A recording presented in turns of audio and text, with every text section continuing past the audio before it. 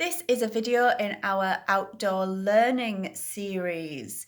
These are all about flowers. Let's have a look at the flower we're looking at today. Hello everyone again. The gardening challenge today is have a look and see if you can see some daisies in the grass somewhere, either in your garden or out and about while you're going for your walks. And have a look at the daisy and have a really close look at its colours. Bright yellow right in the centre with the white petals.